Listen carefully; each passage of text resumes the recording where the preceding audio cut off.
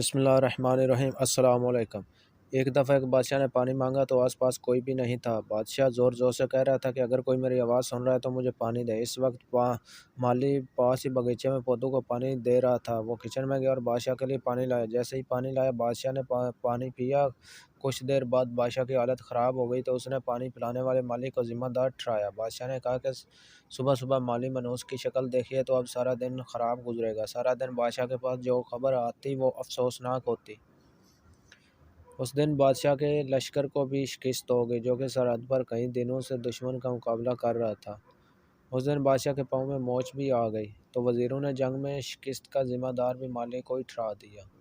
جنگ میں شکست وزیروں کی اپنی نااہلی کا نتیجہ تھی، لیکن انہوں نے بھی مالی کی منحوسی کو ہی ذمہ دار ٹھہرایا۔ بادشاہ نے وزیروں سے پوچھا کہ اس منحوس کے ساتھ کیا کیا جائے تو تمام وزراء نے مالی کو سولی پر لٹکانے کا مشورہ دیا سوائے جوزف وزیر کے۔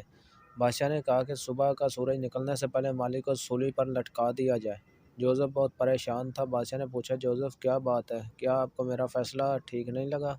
جوزف نے کہا کہ بادشاہ سلامت، آپ کا فیصلہ سر آنکھوں پر گستاخی معاف، لیکن اس سب نقصان کا ذمہ دار مالی کو ٹھہرانا درست نہیں، کیونکہ میدان میں ہار جیت ہوتی رہتی ہے۔ ہماری فوج نے بہت سی جنگیں جیتی ہیں اور کچھ ہاری بھی ہیں، لیکن اس میں مالی کا کیا قصور ہے؟ مالی کے لیے تو سب سے بڑے منحوس آپ ہیں، کیونکہ اس نے بھی تو صبح صبح آپ کی شکل دیکھی تھی